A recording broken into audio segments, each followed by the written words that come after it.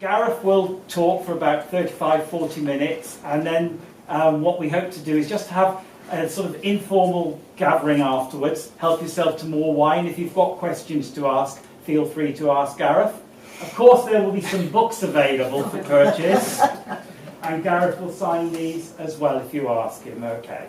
And on your way out, if you'd like to pick up a leaflet, because I do have about 4 or 5 other events planned between now and the end of September. Anyway, let's all put our hands together and give a huge round of applause to Gareth.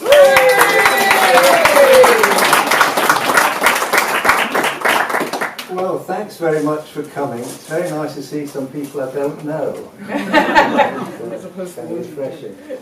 Well, I got the idea for doing something different, because what I usually do is I read my own stuff and people applaud and enjoy it enormously, of course.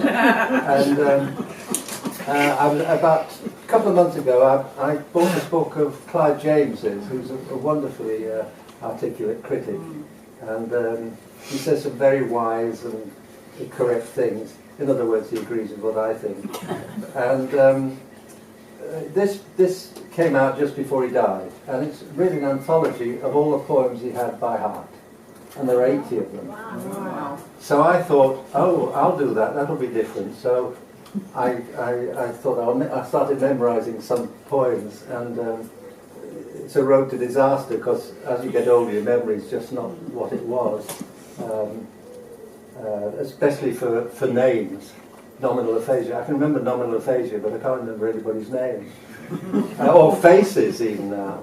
And about a couple of weeks ago, a man drew up in his car and leaned out of the window, greeted me warmly and said, "Hello, Gareth." And I said, "Oh, hello, I had no idea who it was." So I thought, how do you get around this? So I said, well, tell me, when did we last meet? And he said, "Yesterday." Anyway, I thought these are poems that I've tried to commit to memory, and if I forget, I shall just lie down and give up the ghost. But I wanted to start with a Thomas Wyatt poem. And Thomas Wyatt was a contemporary Henry VIII. In fact, he was supposedly had an affair with Anne Boleyn, though it was not actually proven. And the poem, I have to say, it's the English language. I'm enjoying this talk. The English language is a curious thing, because it's made up of 2 completely opposite locutions. So one is the Anglo-Saxon. So if it hadn't been for we owe a huge debt to William the Conqueror. If William the Conqueror hadn't come round, we'd still be speaking Anglo-Saxon, or form of Anglo-Saxon. And so you get that mixture. He brought the French Norman over here, and the toffs would speak the French Norman, but the peasant would speak Anglo-Saxon. And you can see that when you think of food. You know, the basic Anglo-Saxon words are cow, pig, sheep. Once they go into the kitchen, they become mutton, beef, which are all French Norman words. That's jolly interesting, isn't it? And anyhow, he brought the language, which meant you had this Germanic, blunt, down-to-earth language with this polysyllabic Latin Romance language, and that's what gives English its absolute quality. I can't think of an example. Oh, there's a line in Macbeth where Macbeth is trying to wash the blood off his hands, and he puts it in the sea, but it says, rather the multitudinous seas incarnadine, making the green one red. So you have that Latinate multitudinous seas incarnadine, and then green, red, something like that. Anyhow, this is a Thomas Wyatt poem, because the modern English, these 2 languages coalesced sometime in the 15th century. And not only did the tongue change, but the writing changed. So up until that time, most poems, if you're interested in English literature, were epics about legends and battles and kings and so on and so forth. And for the first time in the English language, poets started to write about themselves in a psychological way. So Thomas Wyatt was one of the first to do this, Sir Thomas Wyatt. And this poem is about, he's getting older, and the women who used to visit him and were compliant, and as he said, would take bread from his hands, have now grown wild and are embracing younger lovers. I know exactly what he means. I'm really upset about it. So it goes, they flee from me. They flee from me is called. And he introduced a sonnet in the language because he went to Italy and he met Petrarch and read his poems and things like that. They flee from me. See if I can remember it. They flee from me that sometime did me seek, with naked foot stalking within my chamber. Oft have I seen them gentle, tame and meek, who now are wild, and do not once remember that sometimes they have put themselves in danger to take bread at my hand. But now they range, busily seeking in continual change. Thank be fortune, it hath been otherwise. Oh, 20 times better, but once especial. In thin array, after a pleasant guise, when her loose gown did from her shoulders fall, and she be caught in her arms long and small, and therewithal so sweetly did me kiss, and softly said, dear heart, how like you this?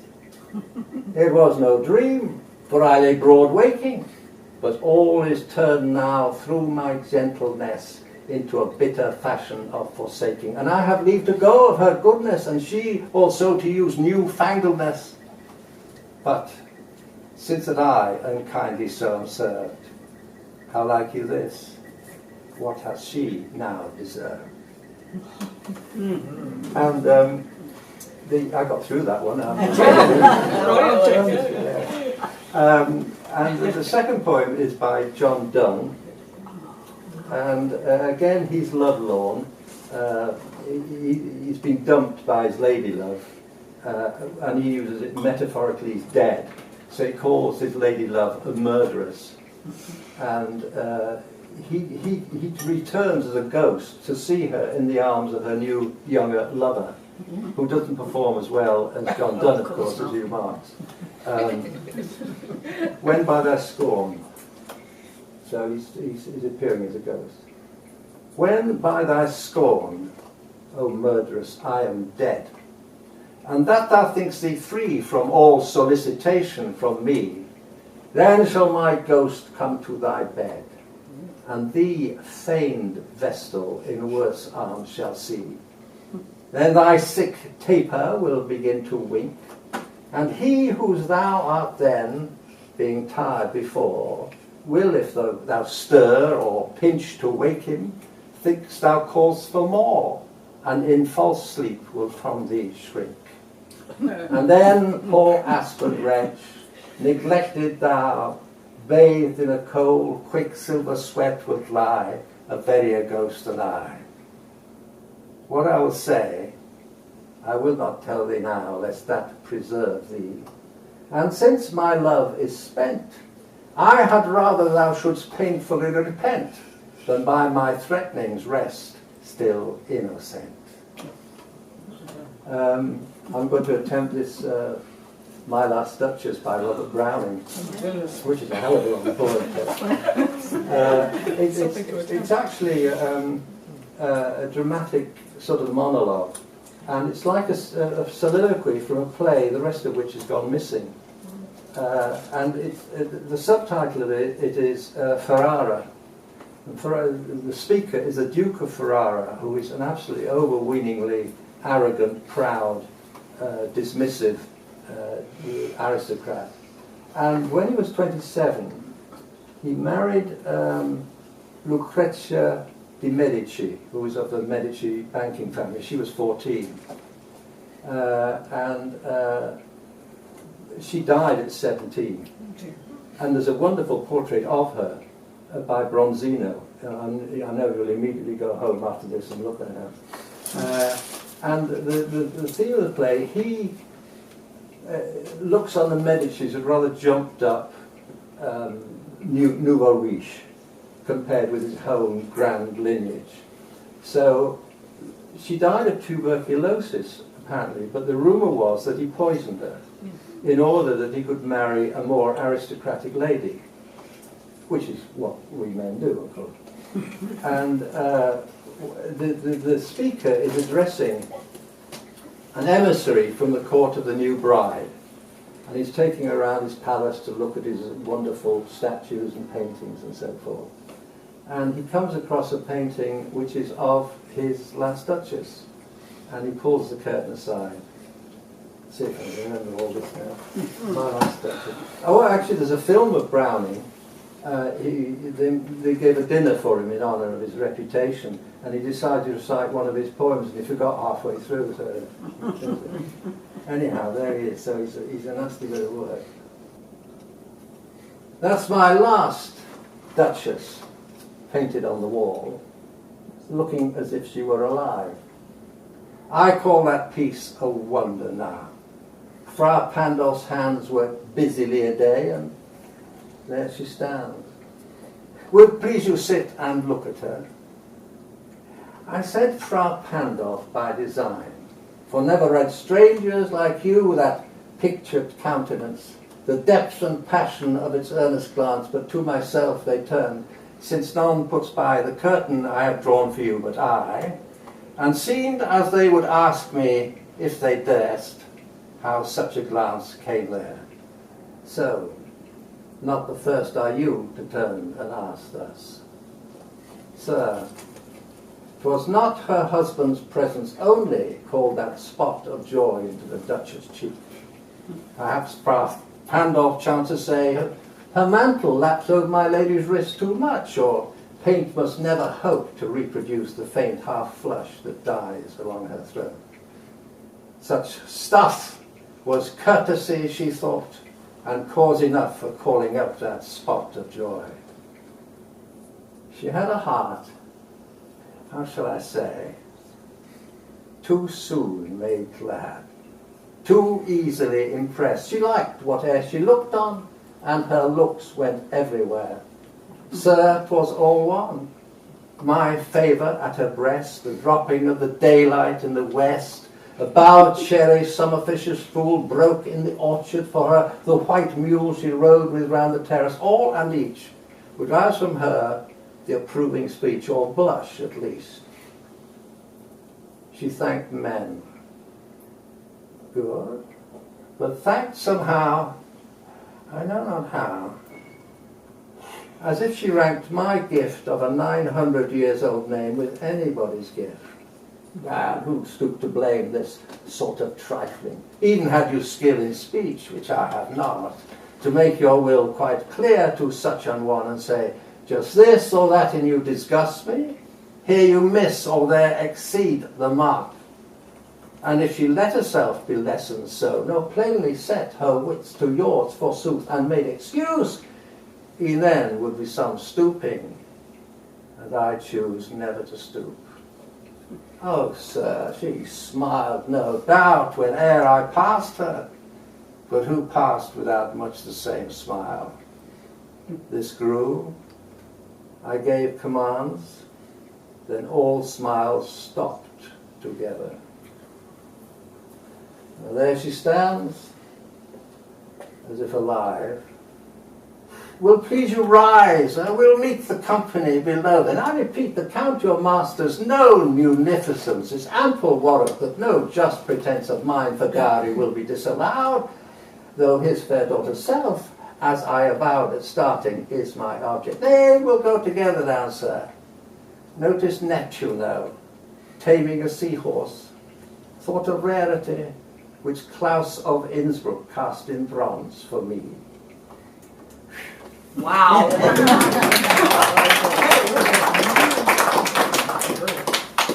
Oh, it's a Thomas Hardy poem. You know, Thomas Hardy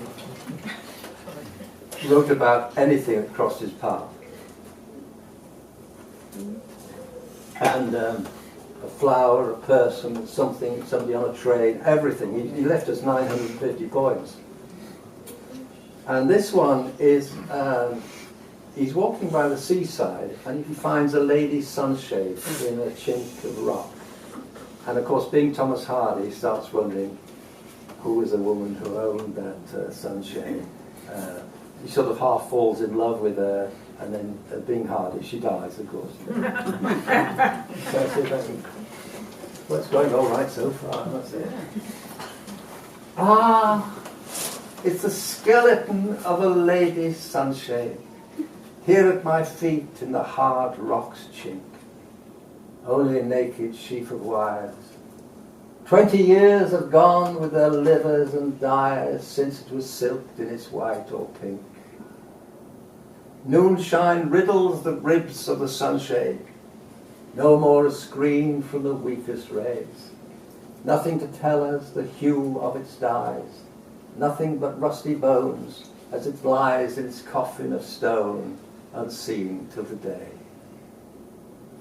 Where is the woman who carried that sunshade up and down this seaside place, little thumb standing against its stem, thoughts perhaps bent on a love stratagem, softening yet more the already soft face? Is the fair woman who carried that sunshade a skeleton just as her property is, laid in the chink that none may scan? And does she regret, if regret dust can, the vain things thought when she flourished this? And this is E. Cummings' poem. I love E. Cummings, and it's called Buffalo Bill. And it's a very edgy, rather dark poem. Buffalo Bill, in case you don't know, was a famous American cowboy. You know, you met him. And, towards the end of his life, not towards, the last half of his life, he had a show where he had Indians and people on bareback and shooting pigeons like that. And in fact, when I was a little boy in Wales, my grandmother had a little small holding near Carnarvon, not Carnarvon, Carnarvon. And he said to me, there was a workman there, a labourer workman called Robert Davy Thomas. And he said to me, he'd been to the Buffalo Bill show in Carnarvon. And he said at the end of it, they let a pig free and greased it, and anybody who caught it could take it home. It was a brilliant story. Anyway. Yeah. Buffalo Bill's defunct. Buffalo Bill's defunct. He used to ride a water-smooth silver stallion and break 1, 2, 3, 4, 5 pigeons just like that. Jesus, he was a handsome man. And what I want to know is, how do you like your blue-eyed boy, Mr. Death? That's a good poem. One of the nice things that Clive James says here is, he says, and I agree with this entirely, with the poem the most important thing is the way it sounds when you say it. At that rate, even the most elementary nursery rhyme has it all over the kind of overstuffed epic that needs 10 pages of notes for every page of text and reduces all who read it to paralysed slumber, or even worse, bogus aberration. And I wrote some little nursery rhymes, if I can find them. And it's a nursery rhyme about a little girl called Anne, and it was meant for a collection. It was going to be called The Dark at the End of the Nursery. No wonder nobody published it. And it's about death, a mother dying, but of course it doesn't mention death. It's called Shadow Play. It's a nursery rhyme. Anne runs down the garden path as fast as she knows how. Out to the daisy-freckled lawn she calls the here and now. Look, she says, look at my shadow, how it spreads so dark and tall. But when I lie flat with my face in the grass, there's no shadow of me at all. Mummy wears lilies pressed to her breast. The car is long and black. Look at the game I'm playing, says Anne. It's called pushing the shadows back. And I wrote a lot of little short poems. I can probably remember them. And I wrote this on a plane coming back from Canada, which is called An Attempt at the Shortest Poem in the World, which goes, already this is too long. And this is, you have to remember the title, this is called Unemployable. I'm reading this because after all those gloomy poems, I think I'm going to read poems about childhood. They're children's poems, but the poems about childhood really. This is Unemployable. I used to work in the thurka, he said, between the intermittent showers that emerged from his mouth. Oh, I said, what did you do? I used to catch bullets in my teeth. There's another one, lovesick. I'm a schoolgirl, sick with love. I mope and gaze at the moon. I don't know who the boy is yet. I hope I meet him soon.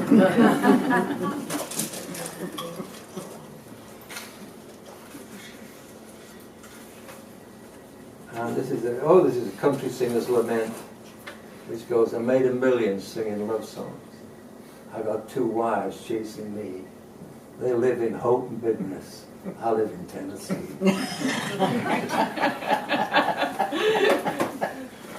All right, so I'll read something from here. This, when I was about 10, I loved reading in bed, you know, with the light on, and my sister, with a sort of moral superiority, would come and switch the light off as I was being naughty, and then I'd have to get up and switch the light on. And then she wanted to be a tragic actress. So she'd come to my bedroom, and say, the best thing about being an actress is you get to die a lot.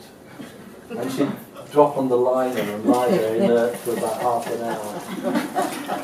She was called Beryl actually, but I call her my sister Betty. My sister Betty said, I'm going to be a famous actress. Last year she was going to be a missionary. Famous actresses always look unhappy but beautiful, she said, pulling her mouth sideways and making her eyes turn upwards so they're mostly white. Do I look unhappy but beautiful? I want to go to bed and read, I said. Famous actresses suffer and have hysterics, she said. I've been practicing my hysterics. She began going very red and screaming so it hurt my ears. She hit herself on the head with a fist and rolled off my bed on the lino. I stood by the wardrobe where it was safer.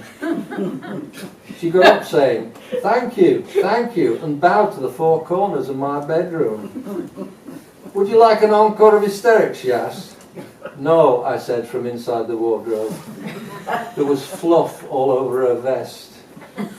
If you don't clap enthusiastically, she said, I'll put your light out when you're reading. While I clapped a bit, she bowed and shouted, more, more. Auntie Gladys shouted upstairs, go to bed and stop teasing our Betty. The best thing about being a famous actress, Betty said, is that you get to die a lot. She felt the floor with a crash and lay there for an hour and a half with her eyes staring at the ceiling.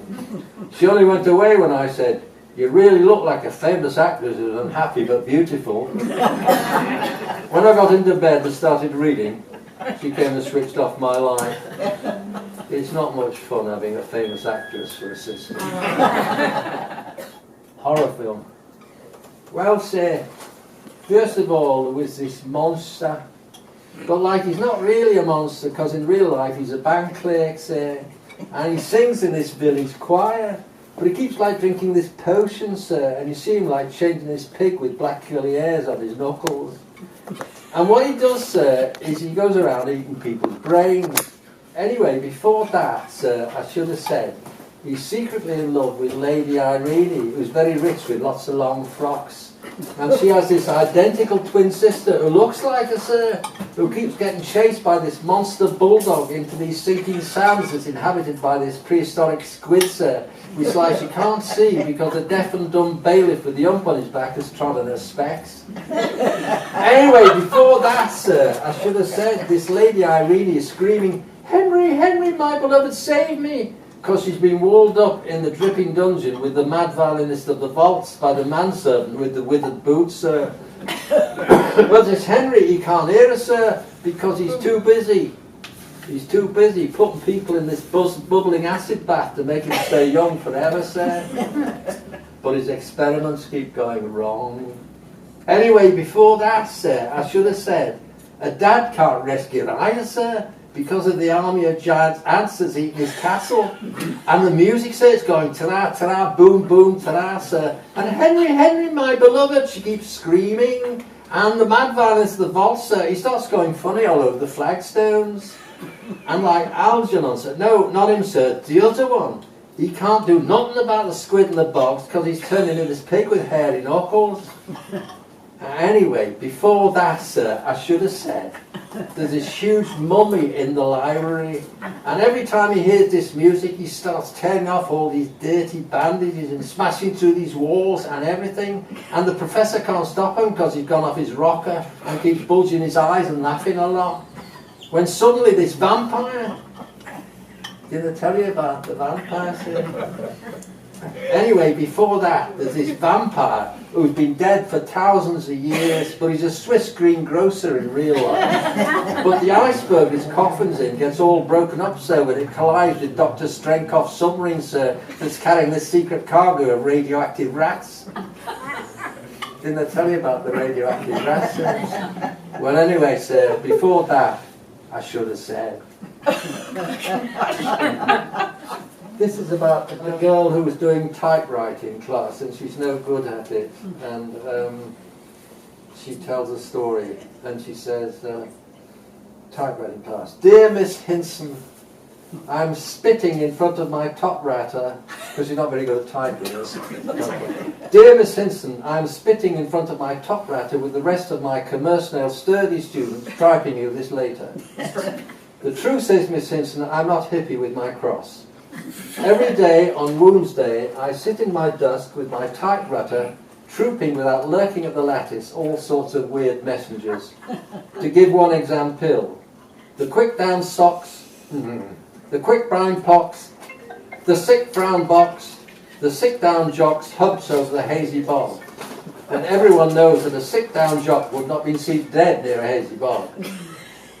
Another one we tripe is, now is the time for all guide men to cram to the head of the pratic. My way of thinking is that is all you get to tripe in true welks of sturdy, then I'm thinking of changing to crookery crosses. I would sooner end up crook than a shirt-hand Trappist, any die of the wink. I've taken the tremble, Miss Hinson, to tripe this later, so that you'll be able to underhand my indignation. I'm as clothed now as the bill is groaning. Yours fitfully."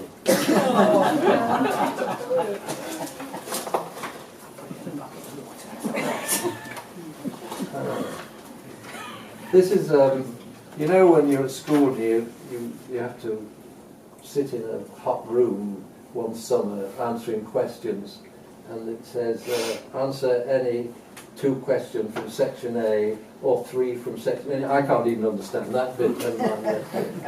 So the girl can't, this is a very middle class girl, she can't answer any of the questions. So she decides to write a letter to the examiner telling her all about her social life. "Dear examiner, thank you so much for your questions. I've read them all carefully through, but there isn't a single one of them that I know the answer to. I've written my name as instructed. I put the year, the month, and the day, but after I'd finished doing that, I had nothing further to say. So I thought I'd write you a letter, fairly informally, about what's going on in the classroom and what it's like to be me. Mandy has written 10 pages, but it's probably frightful guff. And Angela Smythe is copying the answers off her cuff. Miss Quinlan is marking our homework. The clock keeps ticking away. For anyone not in this classroom, it's just another day. Mothers buying groceries, grandmothers drinking tea, unemployed men doing crosswords or watching Crown Court on TV. The drizzle has finally stopped here. The sun's just started to shine, and in the back garden in Sefton Road, a housewife hangs shirts on the line. A class chatters by to play tennis. The cathedral clock has just pealed. A motor chugs steadily back and forth, mowing the hockey field. Miss Quinlan's just seen what I've written. Her face is an absolute mask. Before she collects in the papers, I have one little favour to ask. I thought your questions were lovely. There's only myself to blame, but couldn't you give me something for writing the date and my name? Takes you back. Ah, right. When I was a boy, we used to go to my family in Liverpool, and there was an uncle. This is completely made up, but that's true about going to my family. And there's an uncle called Uncle Arthur, who was utterly disreputable, and all the aunties and the proper people hated him. And we'd play a game called, I don't know if you ever played this, called Are You There, Moriarty? You played it. It involves two combatants lying face down on the carpet, or the liner in our case, with a rolled up copy of the Echo, and then would move, and then one would try to hit him with the newspaper, and the loser ended up in intensive care. So it's called Are You There, Moriarty? None of my aunts cared much for Uncle Arthur. Somewhere deep down where auntiness is bred, they thought of him as evil, and worse than that, ill-mannered. He dredged his tea out of a saucer through the yellow sieve of his great moustache, removed his boots in mixed company, and smoked a huge curved pipe that smelled of condemned socks. Sometimes when contemplation took him, he chuckled to himself at private and disreputable thoughts, and gob a stream of thick brown juice with sizzling accuracy into the heart of the fire. Arthur wasn't the stuff that aunts are made of, but if you were under 12 and relished blood and dirt, Uncle Arthur was magic. He could wiggle his ears till the cows came home, belch thunderously at will, and produce streams of soft-boiled eggs from either nostril. At Christmas, he came into his own. Between the turkey and the pudding, he'd play a game of billiards with his glass eye in the kitchen knife, shouting, "Pop the red," and screaming anti-Muriel as the eye dropped into her lap. For his pièce de résistance, he'd remove his huge false teeth and make them sing "God Save the King" as he tapped the rhythm out with fervour on the spoons. And then after dinner, when the aunts retired to the parlour to snooze and share their disapproving clucks, Uncle Arthur would draw the blinds, turn out the lights, and tell us harrowing tales of headless, blood-stained men who flew down children's chimneys and performed such hideous deeds the girls had nightmares into March. While Cousin Edgar, who was sensitive and pressed wild flowers, wet the bed until his dying day. When only the strong remained, we'd play Uncle Arthur's favourite game, Are You There, Moriarty? Which involved a string of juvenile challengers lying blindfold on their stomachs and screaming out the challenge while trying to knock each other senseless with rolled-up copies of the Echo. And now, whenever I pass the cemetery where Uncle Arthur long lies buried, I think of him, stretched out upon a marble slab, his great pipe pouring smoke, spitting thoughtfully between his socks and laughing at us all. And for his sake I call, too quiet I know for Uncle Arthur's taste, Are you there, Moriarty? And it seems to me that from far away I hear a rolled up paper crashing down on some unfortunate skull. And from somewhere deep in death's chill parlour comes the kind of sound that disapproving aunts would make if they could ruffle their feathers. The Ghoul. This is a boy who wears makeup. Not that kind. He dresses up as a ghoul, and his plan is to scare his sister to death. The Ghoul. One dark and wintry evening, when snow swirled through the air and the wind howled like a banshee, I crept silently up the stair. I sat in the quiet of my bedroom and opened with bated breath my zombie horror makeup kit that would frighten my sister to death. And slowly my face began to change as I carefully applied the pack. I laughed at my face in the mirror, but an evil stranger leered back. Long hair sprouted wild from my forehead. My nose was half snout half beak. My right eye bulged angry and bloodshot, while the left crawled over my cheek. My fangs hung low and broken. My chin was cratered with sores. The backs of my hands were mats of hair. My fingers grew long, bird-like claws. I heard my sister's key in the front door. Heard her calling, "Anyone in?" Took a long last look at the thing in the glass, distorted and ugly as sin. My sister was running the water. She sang as she washed her hair. I heard her call out as the floorboard creaked, "Hello? Is anyone there?" And then I released my zombie howl as I crashed through the kitchen door. I caught sight of a ghoul in the window pane and passed out cold on the floor.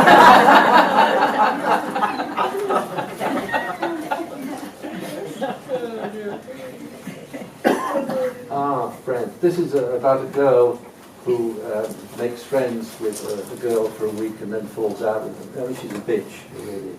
She's about 14. Friends. When first I went to school, I walked with Sally. She carried my lunch pack and told me about a book she'd read with a handsome hero, so I said, "You be my best friend." After break, I went right off her. I can't say why. And anyway, I met Joan, who's pretty with dark curls, and we sat in the corner of the playground and giggled about the boy who brought the milk. Joan upset me at lunch. I can't remember what she said actually, but I was definitely upset. And took up with Hilary, who's frightfully brilliant at everything, and showed me her history, which I considered very decent. The trouble with Hilary is, she has to let you know how clever she is, and I said, "You're not the only one who's clever, you know." And she went all quiet and funny and hasn't spoke to me since. Good riddance, I said. And anyway, Linda's much more my type of girl. She does my hair in plaits and says how pretty I look. She really says what she thinks, and I appreciate that. Nadine said she was common when we saw her on the bus that time, sitting with 3 boys from that other school. And I had to agree, there was something in what she said. I mean, there's a difference between friendliness and being cheap. And I thought it my duty to tell her what I thought. Well, she laughed right in my face and then pretended I wasn't there. So I went right off her. If there's one thing I can't stand, it's being ignored and laughed at. Nadine understood right away what I meant. And that's jolly nice in a friend. I must tell you one thing about her. She's rather a snob. I get the feeling she looks down on me, and she'll never come to my house, though I've asked her thousands of times. I thought it best to have it out with her, and she went off in a huff, which rather proved my point, and I consider myself well read. At the moment, I walk home on my own, but I'm keeping my eyes open, and when I see somebody I consider suitable, I'll befriend her.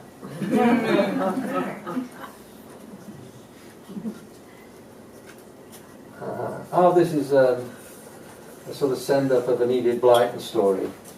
You know how in an Enid Blyton story, 4 of them go to Devon or Cornwall, and they go into a cupboard. Oh no, that's the other one, isn't it? And they find an underground passage in the bedroom that goes down to the sea, and they find treasure and all that. And you know. So this is a send-up. It's called Real Life. Yes, thought John, his eyes gleaming with excitement as he looked round the ancient inn on the edge of the moors that was connected to otherwise inaccessible St. Peter's Cove, which had once been a haunt of smugglers, by a secret underground passage from his bedroom, and which his strange Aunt Lucy had rented to his mother and father and Uncle David for the whole summer holidays. Yes, this looks just the sort of place for an adventure, but that kind of thing only happens in books. And he was right. Well, that's about enough. Where's Stanton? How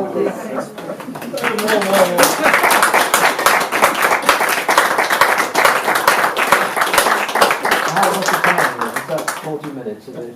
Well, I think everybody's enjoyed it. So, I mean, do you want to do a couple more? I'll do whatever you want me to do. Or a couple more, and then the evening isn't over. You're welcome to stay, ask Gareth questions, and there is some more wine, and there is some more wine upstairs if you want some. So you're welcome to stay and enjoy the garden. So let's, Gareth, do a couple more, yeah?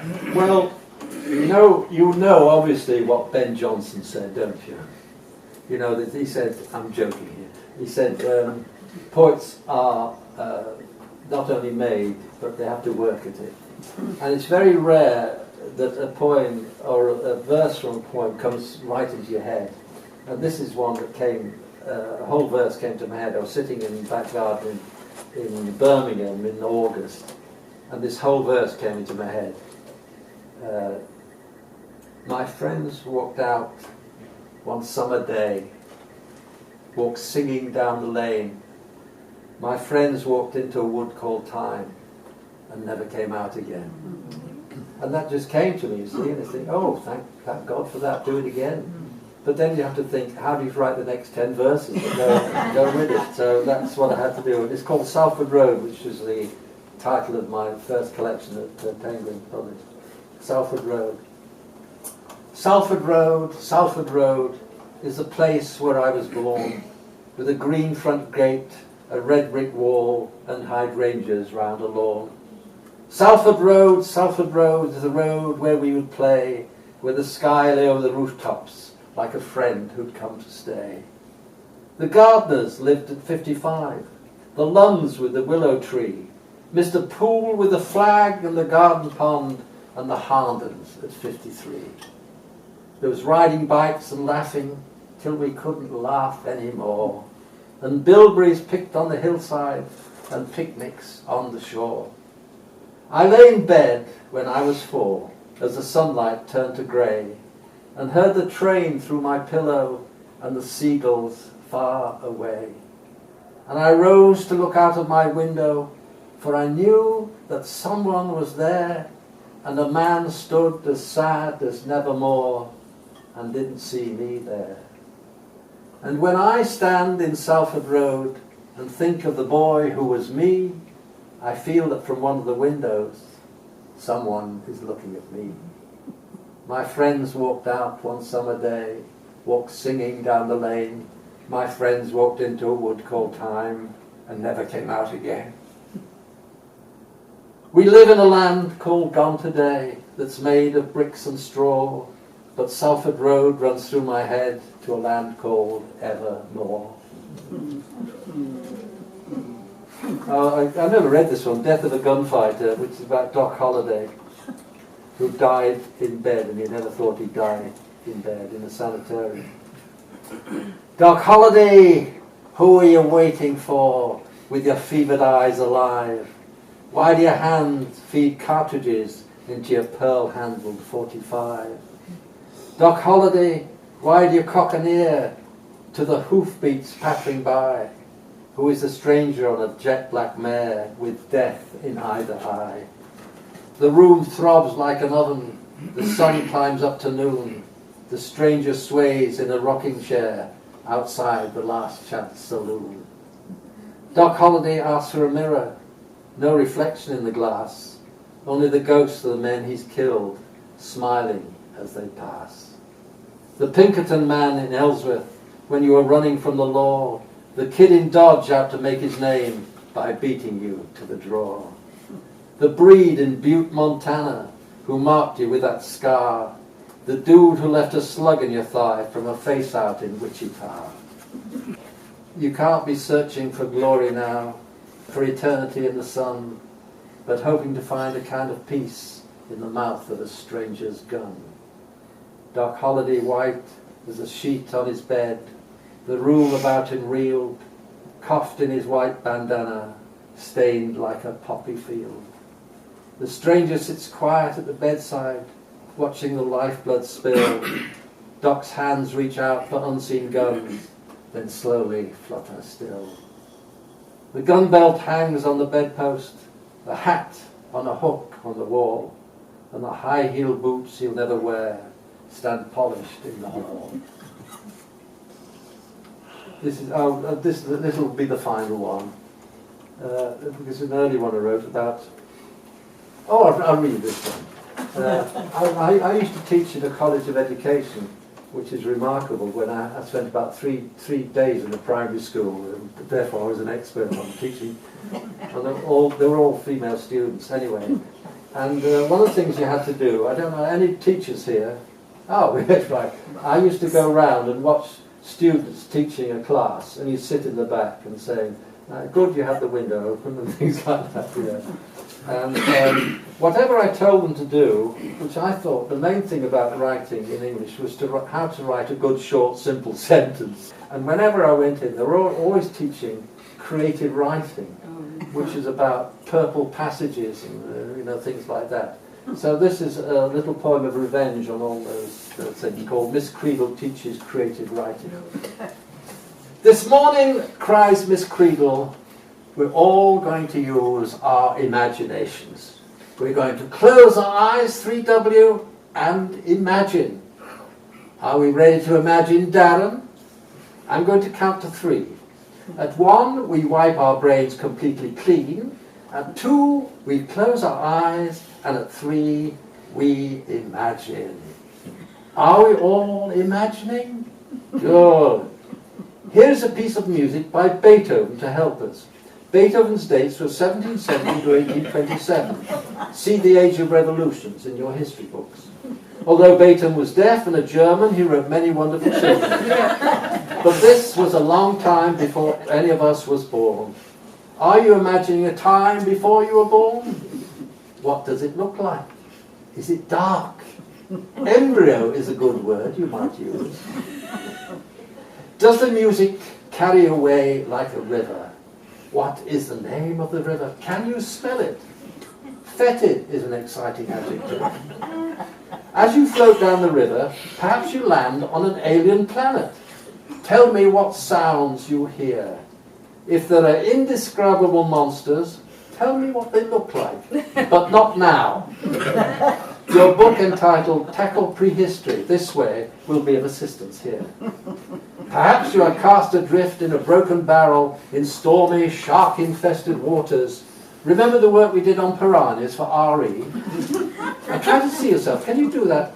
See yourself at the bottom of a pothole in the Andes with both legs broken and your life ebbing away inexorably.